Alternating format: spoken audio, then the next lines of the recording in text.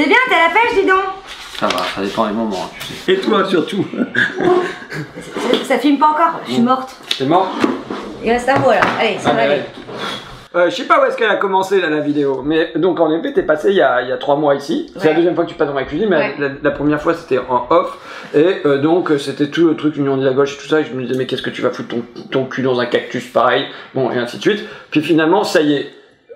Ah mais c'était au café l'histoire là, faut que je serve du café quand même. Avec du lait. Avec parce du que lait. moi je suis ch'ti, donc le café au lait. Alors, ça choix entre la Reine des Neiges ou une tasse de la CDU-CSU, Mitun sicher in die Zukunft. Ça veut dire avec nous, plus sûr dans l'avenir. Ouais. C'est une tasse Angela Merkel. Et là, t'as I love Bernard et j'ai I love Luxembourg. Ah. Tu vois? Ouais. Ça, parce que bon, faut savoir quand même où est notre cœur. Où je mets les pieds, quoi. Déjà, tu pourrais me féliciter.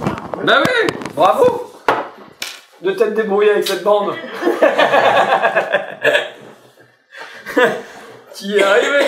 Bon, c'est l'étape numéro 1. Mais franchement, j'avais pas prévu de parler de ça, moi. J'avais pas envie de parler de ta vie, Karima. Ah. Alors, je suis née un jour de soleil. C'est vrai? Ouais. Bon. Un jour de soleil à Roubaix, alors. Bah oui, voilà. Alors. Ah, mais les gens, ils pensent que dans le Nord, il fait pas beau. Ouais. C'est beau. Donc, parce que ce jour-là, quand t'es venu il y a 3 mois, ça va être le bordel pour Sylvain, mais plus c'est le bordel, plus il aime ça. Ah.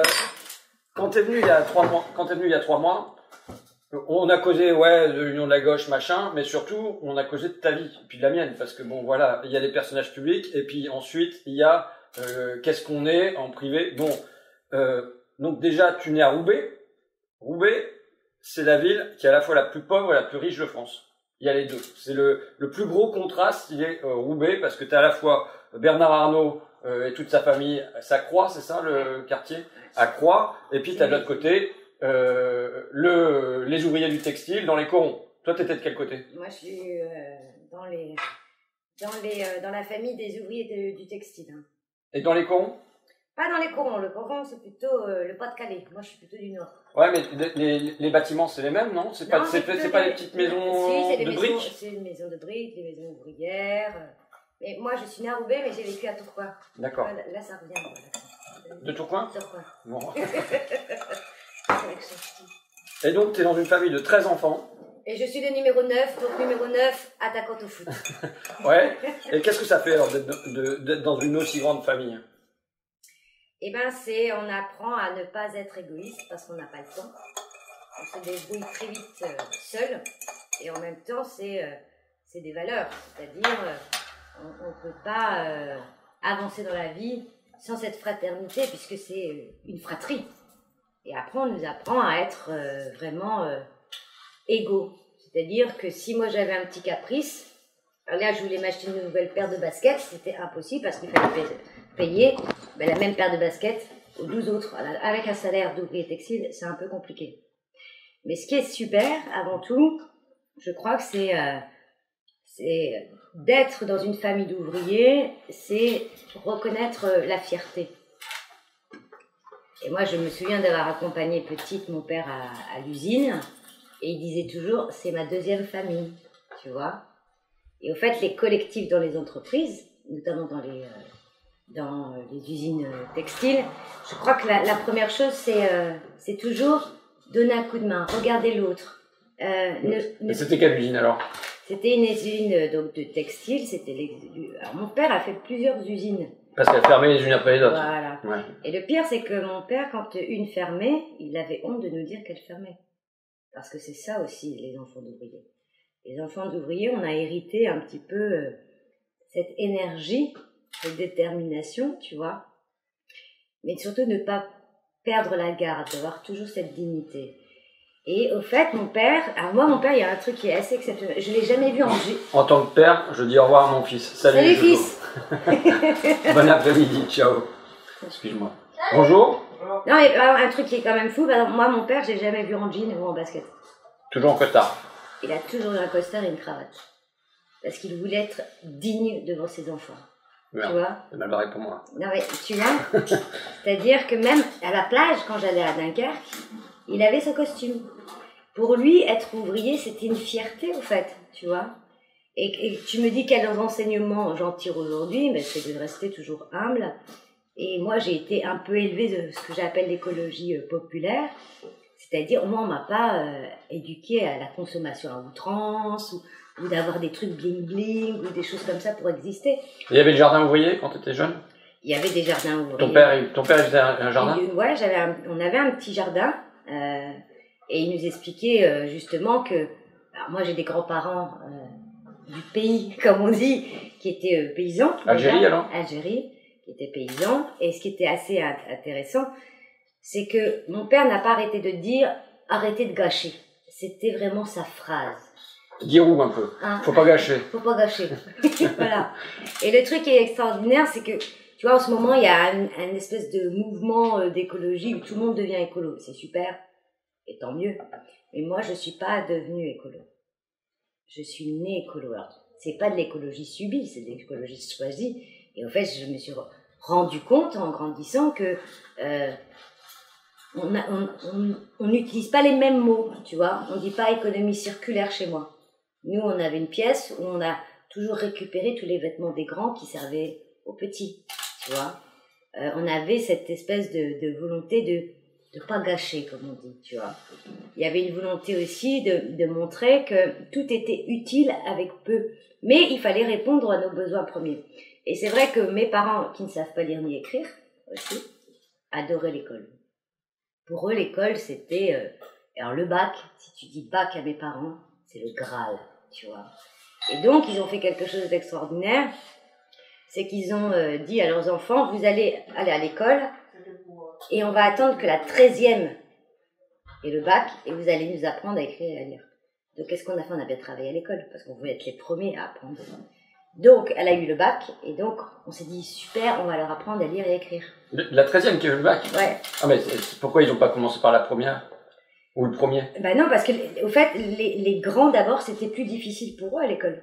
Tu vois? Donc, c'est toujours comme ça, c'est pas, il en faut un qui perce le mur, et puis après, c'est plus facile derrière. Voilà. C'est qui le premier qui a percé le mur, du coup? C'est le numéro combien? Au fait, parce que vous avez l'équipe de foot, mais vous avez en plus les remplaçants. Quoi. Voilà, c'est ça. Et non, mais la première a fait des études, quoi. Et tout le monde a fait des études. Donc la première a déjà réussi à percer le mur. Ouais, voilà. Et au fait, le truc, c'était un jeu, c'était de dire, on va attendre que la dernière ait le bac, et vous allez tous nous apprendre à lire et écrire. Mais le temps que la dernière ait le bac, eh ben, il fallait continuer des études. Il fallait se débrouiller à côté. Parce que voilà, mes parents n'avaient pas l'argent pour une école de commerce ou financer nos études, etc. Donc on s'est très vite mis dans le chemin de lui. Tu disais tout à l'heure, mon père, il nous le disait pas quand il perdait son boulot. Et tu m'avais raconté une anecdote. C'était un peu l'adversaire d'Emmanuel Carrère. Je sais pas si tu as eu ça. Tu peux nous la raconter? C'est que, au fait, pour les ouvriers, perdre son travail, on a l'impression que c'est de leur faute. Ils ont l'impression que c'est pas juste, mais ils pensent que c'est de leur faute. Et donc, ils culpabilisent parce qu'ils ont honte de dire on a perdu notre boulot.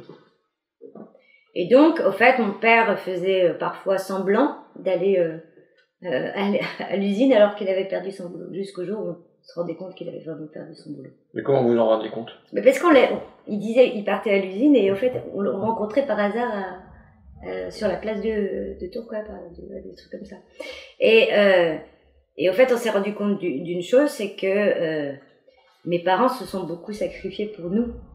Et donc, ils se sont sacrifiés pour juste faire en sorte que leur classe ouvrière, que de dire que les classes ouvrières, ben, elles peuvent autant réussir que n'importe qui. Et je crois que c'est ça. Mais à aucun moment, et ça a été l'électrochoc, parce que moi, après mon bac, j'ai fait un BTS action commerciale. Parce que je voulais vite entrer dans la vie active. Il fallait gagner de l'argent, quoi. Ouais, mais je voulais vite aider mes parents, etc. Et ensuite, moi j'aime beaucoup l'économie et le droit, et mon prof m'a dit, mais pourquoi tu fais pas l'école de commerce? Et donc c'est là où je dis à mon père, il faut payer 100 €. Il m'a dit, mais... 100 € pour les concours? Pour le concours. Il m'a dit, non. Il m'a dit, si je te donne 100 € à toi, c'est 100 €, 12 autres, donc je n'ai pas fait. Donc j'ai été voir mon prof d'économie et droit, il m'a dit, mais va à la fac. Donc je suis allée à la fac. Et c'est là où le monde s'ouvre à moi, parce que je découvre une matière qui s'appelle Histoire des idées politiques. Donc je tombe amoureuse de la matière, pas du prof. Et je me rends compte qu'au fait, la politique peut changer la vie des gens si on fait des vraies politiques publiques.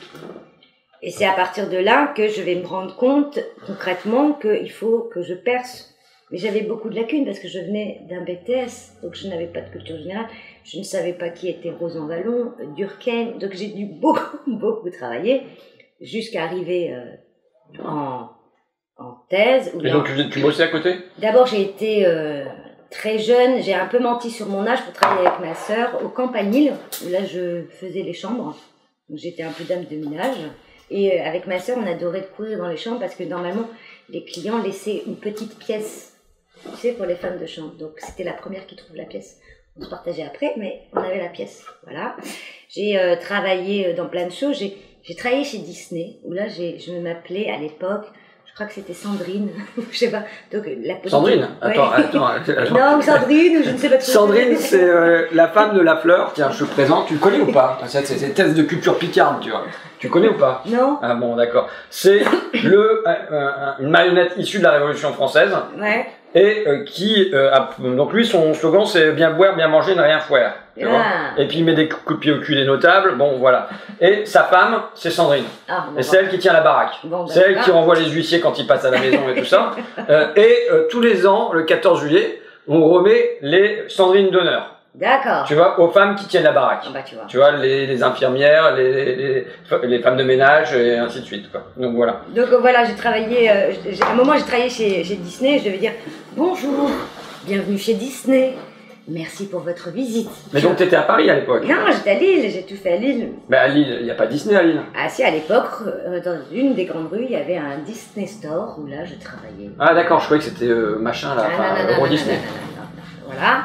Et donc j'ai fait plein de choses comme ça. Après, j'ai travaillé chez SIDAction, parce que là c'était vraiment des vraies causes, etc. Et quand j'ai passé, donc mon DEA de sciences politiques était sur les femmes politiques au Sénat, parce que je voulais savoir comment ça marchait cette boîte noire qu'on appelle le Sénat français. Ouais, mais surtout du coup ça veut dire que tu étais déjà intéressé à rentrer dedans. Non, parce que je faisais... Tu fantasmais sur le Sénat. Non. Gérard Larcher, quelque part, t'avais sa photo sur ton frigo. Même pas. Non, mais c'est parce que ma thèse portait sur une chose, c'était les logiques de pouvoir à l'intérieur des institutions politiques. Parce que quand je regardais ces institutions politiques, j'avais l'impression que on n'était pas représentés, nous, les classes populaires. Et je me demandais, mais... Ça n'a pas trop changé, hein. Bah non, ça n'a pas changé du tout. Et je me disais, mais quelles sont les logiques à l'intérieur? Comment ça marche, au fait? Et donc, je me suis intéressée d'abord sur l'aspect des femmes politiques au Sénat, et ensuite, j'ai fait une thèse sur les logiques de pouvoir à l'intérieur du Sénat. Donc, il fallait que je rentre au Sénat. Et donc, j'ai écrit à Marie-Christine Blandin, alors un petit truc très simple, pour toute la jeunesse. Si vous cherchez des stages, vous rentrez dans les institutions, n'envoyez pas de mail. Faisez un truc très simple, il faut vous démarquer. Donc, vous achetez ce qu'on appelle du papier ministre et une enveloppe ministre. Qu'est-ce que c'est? Ce sont du papier un peu épais qu'on a vraiment du mal à arracher et à chiffonner. Donc, vous êtes obligé de la lire, la lettre. Donc, j'ai fait ça. Donc, j'ai écrit une lettre à Marie-Christine Blandin, qui était la première femme sénatrice écolo. Qui a été présidente du Conseil régional du Nord. Donc, en fait, tu veux entrer dans sa succession, quoi. Qui était la première femme présidente écolo du conseil régional. Et donc, j'ai eu un entretien avec Marie-Christine Blandin. Et elle me dit, c'est un vendredi, je m'en souviendrai toute ma vie, elle me dit, bah, vous commencez lundi. Sauf que moi, dans mon esprit, je commence lundi à Lille. Je dis, non, commencez lundi à Paris. Et là, je découvre quelque chose qui est nouveau pour moi, c'est que je prends mon sac à dos et je vais à Paris. Et moi, je suis le plus mauvais GPS du monde. Ouais, moi aussi, on dirait, il faut mettre, retrouver ma salle de bain, il faut que je me mette sur ma pile. Et en fait, je me suis dit, bah, il faut que j'habite à côté du Sénat. Et j'avais pas réalisé que on est dans le 6e arrondissement. Même ailleurs, c'est pas donné, si c'est ça la question. Ah non, mais là, je comprenais pas parce que je regardais les agences et je voyais 18 mètres carrés, 2000 €. Et je me suis dit, mais comment les gens ils font? Tu vois, je me disais, bon, finalement, j'ai trouvé une chambre de bonne, 450 € pour 7 mètres carrés. À l'époque, c'était possible. Et donc, j'ai travaillé au Sénat. Et je trouvais que ça injuste, au fait. Que j'arrive dans une ville, j'ai fait des études, je me suis quand même un peu battue, et déjà, une partie de mon salaire parte sur cette chambre de bonne où je pouvais vraiment pas vivre, et puis je pouvais pas inviter mes frères et sœurs, quoi. À 13, 7 mètres carrés, c'est sûr que ça va être un peu juste. Voilà. Et ensuite, j'ai rencontré des copains, Manuel Domergue, Julien Bayou, etc. Je leur ai dit, bah ouais, moi je connais un peu le mal logement. Et on a créé le collectif Jeudi Noir. Alors Jeudi Noir, pourquoi Jeudi Noir? Parce que c'était en référence à la bulle immobilière, le crash de 29, et surtout le jeudi, il faut se lever très tôt à Paris, vers 4-5 heures pour acheter le particulier à particulier, donc c'est un journal où on voit tout de suite les annonces, il faut appeler les propriétaires pour avoir justement cette annonce. Et on s'est dit, mais c'est pas possible, il faut mettre sur la scène publique, notamment la question de la cherté des loyers. Et on a commencé à faire des actions très marrantes. D'accord. Voilà. Donc ça, c'est sur le volet militant dehors, mais après, il y a le volet parti aussi. C'est la rencontre avec Marie-Christine Blandin qui te fait rentrer chez les Verts. Alors, ouais, parce que Marie-Christine Blandin, qui est comme moi, hein, qui est du Nord, m'a fait comprendre une chose très simple, c'est que l'écologie, c'est pour tout le monde, mais c'est d'abord pour les plus pauvres. D'abord pour les plus précaires. Pourquoi? Parce que nous, on vient de Schnorr, et quand tu vois tous les scandales, notamment sur l'environnement, l'amiante, bah, c'est les plus pauvres en fait, c'est les salariés. Quand on regarde tous les sites de dépollution, c'est les plus pauvres. Quand tu regardes les questions aujourd'hui de pollution de l'air, etc., c'est toujours les plus pauvres. Ceux qui mangent le moins bien, c'est les plus pauvres. Et je me suis dit, mais en fait, c'est ça qu'il faut que je fasse. Mais pour l'instant, enfin, c'est un peu soit, mais tu aurais pu entrer au Parti communiste aussi, qui était quand même un parti plus marqué pour les classes laborieuses, tu vois. Ouais, mais aujourd'hui, enfin, sans vouloir te vexer, mais quand même, la réalité sociologique des Verts, c'est quand même parti de centre-ville et d'hyper diplômés. Ouais, mais c'est ça justement mon exemple, c'est de montrer, moi je suis pas une anomalie sociologique, parce que tu vois, quand j'ai fait une thèse, mes profs me disaient, mais carrément tu rentres en politique, je venais d'être élue, et ils me disent, tu es une anomalie sociologique. Et c'est là où j'ai un problème. C'est pas moi l'anomalie, c'est le système. C'est pas. Dès Karima Deli, mon histoire, elle est multiple. Il y a plein de Français qui ont mon histoire, au fait. Il n'y a pas une Karima Deli, quoi. Et tant mieux. Mon histoire, elle n'est pas unique. Il y en a plein comme ça en France. Mais pourquoi l'écologie? Ça, c'est très important pour moi. Parce que quand je suis rentrée à Paris, j'avais ce bruit de fond qui disait l'écologie c'est pour les bobos. Et donc moi je me suis dit, je vais me battre pour montrer à quel point, non, l'écologie c'est pas pour les bobos. Parce que ceux qui sont les plus écolos, en fait, c'est les classes populaires. Parce qu'elles vont pas prendre un avion pour aller passer un week-end à Marrakech, par exemple, tu vois. Elles font attention à tout. Et c'est ça qui est terrible, c'est qu'on ne dit pas assez que les premiers acteurs de la transition écologique, c'est les classes populaires. Bon, moi, il y a cette stat que je cite tout le temps, c'est du Piketty et compagnie. C'est les 10% les plus riches en France émettent 8 fois plus de gaz à effet de serre que les 10% les plus pauvres. Oui. Dans tes mandats, à quel moment tu as eu le sentiment d'agir pour les classes populaires? Il y a plusieurs choses. D'abord, la première chose, c'est, je crois que c'est l'affaire qui a été la plus difficile pour moi, c'est le Dieselgate. Et je me suis rendu compte de quoi? Que les constructeurs automobiles mentaient. Déjà, ils achetaient des véhicules qui dépassaient les normes européennes de pollution, pas une fois, pas deux fois, pas trois fois, mais jusqu'à 40 fois. Et donc, c'est les classes populaires qui achètent du diesel, mais elles dépensaient plus, notamment en carburant, parce que ça consommait plus. Et en plus de ça, la pollution de l'air, c'est elles les premières victimes. Et là, je me suis dit, il y a un problème. Et je ne comprenais pas pourquoi des proches de Merkel sont venus, parce que j'ai eu le rapport de la mobilité urbaine durable, et ils me disaient, mais non, cette partie-là sur le diesel, il faut l'enlever du rapport. On m'a convoqué, des commissaires européens m'ont dit, c'est hors de question d'avoir de l'ESA. Et j'ai résisté pour dire, non, je veux qu'on parle de cette question-là. Et l'affaire avançait, et j'ai même Volkswagen qui m'écrit sur un très joli papier. Celui que recommande aux jeunes, là. Qui fait non, lui, tu sais, les petits machins en lettres dorées, tu vois. Et qui me disait, mais Mme Deli, je suis prête, moi, Volkswagen, à vous faire une démonstration du diesel propre qui n'existe pas aujourd'hui. Et donc j'ai poussé, et je comprenais pas parce qu'il y avait toutes les ONG qui me disaient, mais il y a un problème sur les normes. Il y a un problème. Et j'ai commencé à monter en évidence le fait que les niveaux d'émissions quand on roule dans la ville n'étaient pas les mêmes que lorsqu'on homologue un véhicule. Et là, qu'est-ce qui se passe? C'est qu'au grand salon, allemand de Francfort, où là, Volkswagen a été obligé de dire qu'il trichait. Et donc jusqu'à la démission du PDG de Volkswagen. Sauf que moi je me suis battue au sein du Parlement européen parce que je me suis dit, si Volkswagen n'était que l'arbre qui cachait la forêt, si Volkswagen triche, ça veut dire que derrière, il y a tous les constructeurs, mais ça veut dire qu'il y a tout un système derrière. Et donc je me suis battue pour avoir une commission d'enquête. Et là, c'était le drame. Il n'y avait pas de commission d'enquête sur un scandale sanitaire au Parlement européen depuis 16 ans. Le dernier, c'était la vache folle. Pour te dire, c'est hyper difficile. Mais moi, c'est ce que souvent, on m'appelle le dragon au niveau européen parce que je ne lâche pas ce que je fais. Et donc, j'ai dit, il faut une commission d'enquête. Et tout le monde me disait, mon courage. Ben, j'ai réussi, à force de conviction et à force de détermination, d'arracher cette commission d'enquête, dont je suis devenue la vice-présidente. Et là, on a fait toute la lumière sur cette affaire. On a bien vu qui trichait. Et donc, mon boulot, ça a été de changer toutes les normes, de renforcer les sanctions des constructeurs automobiles et d'avoir des contrôles en laboratoire, mais désormais en conduite privée. Tu vois, ça, c'est un de mes grands combats. Un deuxième grand combat, c'est que moi, je veux que toutes les classes populaires puissent aller en vacances, puissent respirer. Et au fait, le problème de... Un air sans diesel, alors. Un air sans diesel, mais surtout, quand on voyage, quand on regarde un petit peu qui sont les personnes qui prennent le plus l'avion. C'est pas les classes populaires, au fait. Et donc, j'ai eu un grand combat, alors tout le monde aussi s'est moqué de moi pendant longtemps, et j'ai relancé les trains de nuit. Et ça a été une vraie grande bagarre, et aujourd'hui, je suis hyper fière, parce que on est en train de les redessiner partout en Europe, capitale à capitale, etc.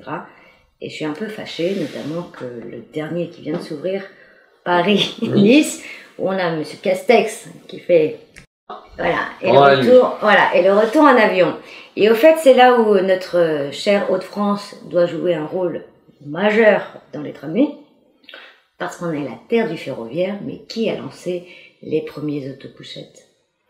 Ça, je savais pas. C'est nous. C'est nous, c'est où nous? C'était... Ben, c'est nous. C'est nous, les Hauts-de-France, les ch'tis, là. Et c'était à Calais. Et au fait, Calais avait les premiers grands trains ils appelaient ça à l'époque autocouchette, parce qu'on pouvait aussi mettre sa voiture sur le train, on pouvait dormir dans le train, et ça partait à Bâle, et ça partait à Nice, etc. Tout ça, ça a été supprimé.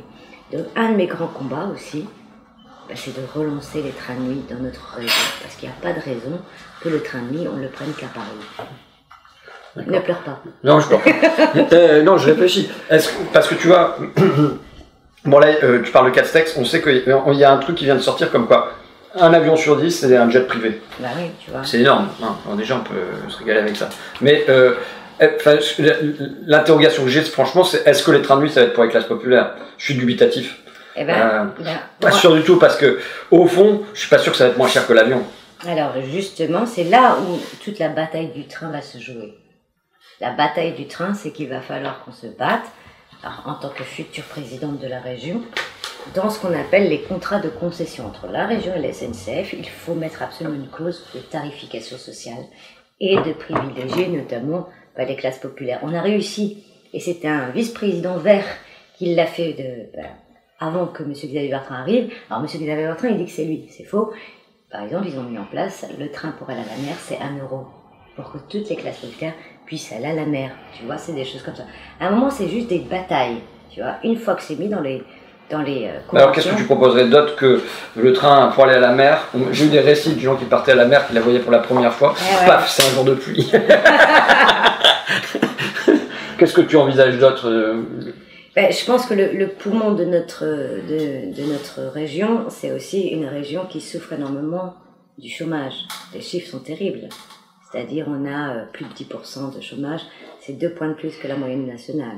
Et dans ces 10%, c'est 31% de jeunes qui sont au chômage. Et il y a cette petite catégorie qui pour nous, devrait tous nous réveiller. C'est 90 000 jeunes qui sont ni dans la formation, ni dans l'emploi. Ils n'ont rien. On appelle ça des NEETs, maintenant, il faut parler anglais. Les NEETs. Et donc face à ça, qu'est-ce qu'il faut faire? Tout de suite, il faut regarder les filières qui marchent. Il ne faut pas envoyer nos jeunes dans des filières qui n'auront pas d'avenir. Ça tombe bien, on a les filières. Par exemple, une des filières qui aujourd'hui devrait être développée, je rappelle que notre région, c'est moins de 2% d'agriculture bio. Moi, j'ai rencontré énormément de maraîchers et qui me disent, Madame Dely, nous, dans un an ou deux, on prend notre retraite. Il y a plein de jeunes qui aimeraient justement retourner à la terre, etc. Et sauf que les jeunes me disent, mais Madame Dely, on n'a pas la bonne formation. Ça tombe bien, la région. Elle a compétence sur la formation. Allons-y, qu'est-ce qu'on attend, tu vois? Donc ça, ce sont des filières qu'il faut développer et il faut mettre en œuvre. première chose. Deuxième chose, sur laquelle on peut être, je pense, assez bon. Moi, je suis fille d'ouvrier textile. Le textile est une industrie incroyable. Chambre, lin, tout ça. Allons-y. Mais il faut former à ces métiers-là. Donc, deuxième grand... Ouais, mais attends, si tu veux que ça soit transformé ici et vendu ici, il faut aussi des mécanismes de protection de cette industrie-là, parce que... Si eh bien, justement, on ne fera pas du tout ce qu'a fait Xavier Bertrand. C'est-à-dire que pour nous, d'abord, il faut donner... Nous, on est pour un plan de 100 000 emplois verts, mais c'est pas seulement des emplois, ce sont des emplois durables non délocalisables, et il faut conditionner les aides. Qu'est-ce qui s'est passé avec les aides dans la région? On a pris les 20 grandes multinationales, on leur a dit, vous allez avoir des subventions. Qu'est-ce qu'elles ont fait, les multinationales? Elles ont fermé Bridgestone, 860 salariés sur le carreau. Arc Atlantique, qui fait un peu de la vaisselle, etc. Ils ont fermé, ils ont supprimé énormément d'emplois. PSA, 300 personnes. Vas-y Philippe, tu peux rentrer. Tu veux un café? C'est le principe. Bonjour. Bonjour Philippe. Le coude? Très bien. Personne ne touché à la table, c'est des sous. Donc, moi je suis la Reine des Neiges. Là, tu es prise en tenaille, Karima, Ouais. par le lobby Pan Picard. Ah. Non, il faut pas avoir peur parce qu'on n'est pas violent les Picards. On n'a pas mis les cagoules, il n'y a pas de problème. Alors justement, comment vous les Picards, vous avez vécu cette fusion? Catastrophiquement. Voilà. Horrible. On avait imaginé le pire au moment de la fusion, qui était une fusion pour nous violente, antidémocratique. Et cette fusion, on avait imaginé le pire quant au transfert d'emploi, de pouvoir, et en fin de compte on était bien en deçà de la réalité, puisqu'on nous a même retiré le nom. C'est-à-dire que maintenant on est tout nu, on n'a pas de nom. D'identité surtout. C'est important parce que le Picard n'est pas violent, et le Picard n'est pas fier d'être Picard. C'est pas, on n'est pas dans le régionalisme, mais simplement c'est un nom qui existe depuis le XIVe siècle. Alors le Picard n'est pas... il a la rancune, on le voit parce qu'il y a beaucoup de révolutionnaires qui sont nés de ces rancœurs historiques, mais il a la rancune sourde, le Picard. Et donc donc on se souviendra de toi.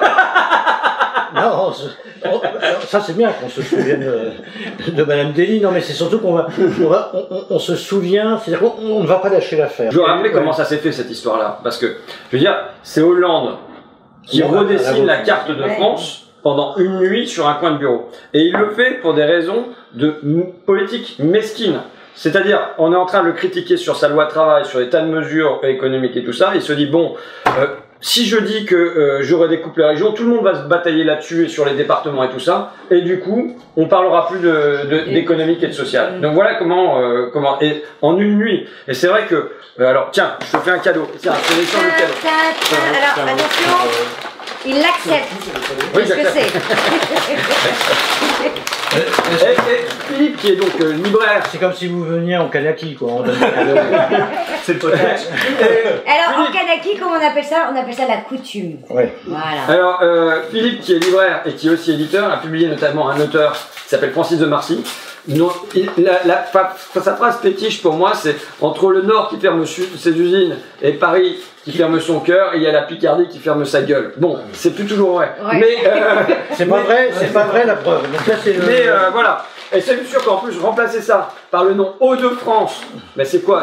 On est tous sauf la France d'en haut, bordel. On croirait un concours qu'il y a eu dans les écoles de commerce pour trouver le nom de ça existait, hein, Hauts-de-France. Ça existait pour un camp de nudistes et pour une maison de retraite. Il y a des gens qui m'ont dit, mais tu veux pas être candidat pour les régionales? Je dis, mais attends, jamais moi. Je suis pour l'indépendance de la Picardie. Tiens d'ailleurs, on le voit à l'écran. J'ai le t-shirt des Fatal Picard, il a le bandeau corse sur la betterave, et c'est Picardia Independenza, tu vois. Donc, bon, est-ce que tu pourrais faire rétablir l'indépendance de la Picardie? C'est la première question. La deuxième, c'est si jamais tu le fais pas, est-ce que au moins on peut redevenir Picard? Non mais il est radical, François est radical, moi je n'irai pas jusque là, déjà... Moi radical. Regardez le cadeau. Ça, c'est donc un livre édité par Philippe, c'est l'histoire de la littérature picarde depuis le Moyen-Âge. Sachant qu'au Moyen-Âge, la grande... Ah, mais avant, c'est ça? Non, mais quand on dit la grande Picardie, ça va jusqu'à Tournai. Hein. Mais oui, moi je vais en Belgique, j'adore la Belgique. Et t'as des trucs, c'est aux frites picardes, par exemple, des enseignes et tout ça. Ils sont picards. Donc, je sais pas si on peut aller conquérir le sud de la Belgique. Là, tu vois, moi je suis pas contre, mais bon, mais en tout cas... Mais qu'on arrête de vous appeler le versant. Ah, putain, le versant sud. Déjà, alors là, ça y est, je les ai mis d'accord. Pour se mettre dans le sud, quand on est en Picardie, pour se sortir dans le sud. C'est du vin bio déjà. Du Nord? Non, pas du Nord. Ah, bon. Attends. Ah, il y a la bière, il y a la bière. J'étais comme toi, merci. Oui, parce que là on s'est retrouvés pour... Il paraît que t'as un truc à me dire sur l'agriculture. Ah oui. Ah oui, alors j'ai ramené une belle image. Donc ça c'est la lettre, hein. Vas-y. La lettre avec les propositions. La lettre elle dit quoi? C'est quoi? Parce que cette année j'étais trop radical, alors c'est quoi? C'est une lettre qui dit que de toute façon on s'est vraiment fait avoir comme on l'avait prévu, mais en plus, mais en plus on a perdu notre nom. Et cette lettre c'est surtout un questionnaire par rapport au nom, et puis aussi comment... qu'est-ce que vous prévoyez pour rétablir un peu parce qu'on a dit là pendant 5 ans on a déshabillé Paul pour habiller Jacques ou l'inverse, je sais plus comment on dit, et donc comment empêcher et surtout revenir à un équilibre, un équilibre dans le territoire. Parce que tu dis il y a un déséquilibre des territoires, mais surtout regarde sur la santé. Et ça, on le voit ici parce qu'il y a plein de zones, dans l'Oise, dans la Somme, etc., des gens qui n'ont même pas de lieu où aller se soigner. Là, je regardais le chiffre qui est terrible. Dans l'Oise, 27 médecins pour 10 000 habitants. Et on a plein de taches blanches comme ça, de déserts médicaux. Ce qui fait que le problème de fond, c'est l'accès, qui devrait être un droit pour tous, l'accès à un soin, des soins. Ça n'existe pas. Déjà, si vous vous engagez à tout faire pour qu'il y ait un nouvel équilibre entre les départements de cette nouvelle région, ça serait super. Et puis remettre sur le tapis l'histoire du nom, là je vais continuer avec ça, mais on lâchera pas. On lâchera pas parce que en fait c'est pas un nom, c'est un logo et on n'est pas une marchandise. Et c'est une étiquette qui ne collera pas à notre peau. Les Hauts-de-France. Les Hauts-de-France. Non mais en plus il y a un problème parce qu'au fait on dit haut par rapport à si on est sur le territoire avec altitude, c'est pour ça qu'on dit Haut-Rhin et Bas-Rhin, tu vois. Je suis désolée, il n'y a pas d'altitude chez nous, donc on n'est pas obligé de s'appeler les Hauts-de-France. Il y a un truc vraiment absolument incroyable, je trouve, hein, et je pense que vous connaissez ce graphisme, voilà. C'est-à-dire que la région... Je lui ai dit avant. D'accord, comme ça. Donc là, on est à 2%. Alors pourquoi on est à 2%? Tu vois, alors attends, qu'est-ce que c'est que le graphisme? D'abord, à côté, en plus, tu peux dire que la future présidente connaît ces sujets. Voilà. À 2%. On est à 2%. Attends, je veux préciser un truc parce que. On est à 2%. Attends, on est chez moi quand même, merde. Ouais, vas-y. Je précise, il est libraire. Prochaine fois, on le fera dans ma cuisine. Il est libraire, il est éditeur, mais il est aussi jardinier. Il a un jardin aux ortillons. Donc juste à côté, tu sais, les jardins sur l'eau. Alors donc là, t'es venu avec la carte de répartition des surfaces certifiées bio en 2019. Et donc on est dans le tout jeune, tout pâle. Donc il y a des zones qui sont plus foncées, tout ça. Donc on est à 2% de bio. Oui, là, 2% de bio sur les terres utiles agricoles. Quoi. Alors, c'est vrai que c'est un peu facile parce que au sud, ce sont beaucoup de petites exploitations et puis surtout des élevages. Donc c'est plus, je sais que c'est plus facile de passer en bio qu'en en élevage ou en petite. Et là, le problème, c'est qu'au nord, ce sont des concentrations de terres. En gros, on a fait la révolution en 89, on a redistribué les terres et depuis. C'est à refaire puisque là il y a des gros propriétaires qui ont plus que les seigneurs de l'époque. Hein. Donc comment faire? Alors il y a des aides bien sûr pour le passage en bio, ça on les connaît tous, mais ça ne marche pas dans notre région. Donc mon idée, elle n'est pas révolutionnaire, hein, c'est pas faire des kolkhozes. Alors sachant que pour donner le fond du truc, c'est quand même tu es sur la terre de Gracchus Babeuf. Tu connais ou pas? Ouais. Gracchus Babeuf, qui était révolutionnaire au XVIIIe siècle post-Robespierre, et qui est l'initiateur d'une grande volonté de réforme foncière, entre autres, de la mise à égalité, mais notamment sur le plan foncier. Il a commencé par là. Il a commencé par étudier les titres nobiliaires. Donc en fait, il est dans la tradition babouviste, mais molle. Ma réforme molle, elle est vraiment très molle. Il ne s'agit pas de créer des kolkhozes, ni de supprimer la propriété. Au contraire, c'est pour augmenter le nombre de propriétaires. C'est-à-dire qu'à chaque fois qu'il y aurait une terre à vendre, hein, une ferme à vendre, une exploitation, la région étudierait l'intérêt de racheter cette ferme pour après la céder, ou la louer, ça je ne rentre pas dans les détails, on n'a pas le temps, mais à des jeunes agriculteurs ou à des agriculteurs qui veulent se lancer dans le... Mais il y aurait un cahier des charges, ça serait évidemment, obligatoirement, une culture bio. Et c'est comme ça qu'on va grignoter petit à petit, parce que là on est à la... Alors j'ai pas bien compris, on est à la 14e rang, on est les derniers quoi, on est les derniers. Alors je te dis tout de suite une chose. C'est que ton idée existe déjà en expérimentation. Mais on appelle oui, mais avec une association, ça s'appelle... Et ça s'appelle les tiers-lieux. Oui. Les tiers-lieux aujourd'hui, ce sont des lieux où justement la région... aujourd'hui, il n'y a pas beaucoup de tiers-lieux financés par la région, mais pourrait acheter des lieux et faire en sorte de les animer par différentes activités sur des logiques de transition écologique. Et en ce moment, il y a une volonté d'animer ces tiers-lieux par une grosse part agricole. Sauf, il faut, et je l'ai dit tout à l'heure à mon ami François Ruffin, il faut accompagner. Parce que justement, la formation dans l'agroécologie, etc., ça demande du temps. Et que les terres telles qu'elles On n'est pas pressé, on est les derniers de toute façon. On n'est pas pressé, mais il faut le faire. Sauf qu'il faut considérer qu'il faut que ce soit sur un temps long, donc il faut accompagner. Ça, c'est la première chose. La deuxième chose, c'est qu'aujourd'hui, il y a beaucoup d'agriculteurs dans notre région qui ont été formés dans le conventionnel. Ils ont presque, tu vois, ils ont peur de dire à leurs collègues « je passe en bio ». Et ils ne savent pas à quelle porte taper pour aller sur des formations. On a des lycées agricoles, il va falloir les ouvrir à ces agriculteurs et les accompagner. Ça tombe bien, les lycées agricoles, c'est de la compétence de qui? La région. Donc allons-y. Et ensuite, il y a des principes à avoir. Pourquoi on perd de plus en plus de terres agricoles? Mais parce qu'on n'arrête pas l'artificialisation des sols. Ça tombe bien. La région pourrait faire aussi des choses. Tu vois? Il y a une autre chose qui est très importante. C'est de redécouvrir aussi ce que tu dis, hein. C'est-à-dire notamment notre territoire. Ça, par exemple, toi tu le vois, tu le vis, toi t'aimes les jardins, mais ça, il faut aussi qu'on donne à avoir cette éducation à la nature. Et si on ne le fait pas maintenant, alors là, on a un problème. Bon allez, on arrête là. On termine avec Babeuf ou pas? Parce que dans le bouquin Tout pitard que j'étais, un plan qui proposait en 1789, c'est pour dire comment, enfin, que l'on établisse une caisse nationale pour la subsistance des pauvres, que l'on salarie sur les fonds publics les médecins, apothicaires et chirurgiens pour qu'ils puissent administrer gratis leurs secours, qu'il soit fait un plan d'éducation nationale dont tous les citoyens puissent profiter, que les magistrats soient aussi salariés par les services publics pour qu'ils puissent rendre la justice publique. Le mec, il a pensé tous les services publics à cette époque-là.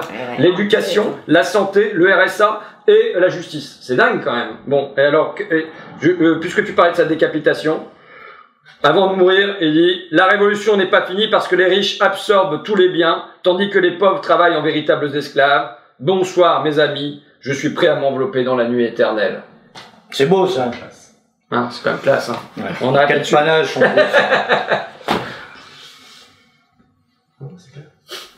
Ça te va? Ouais, tu m'émeus là. Ouais.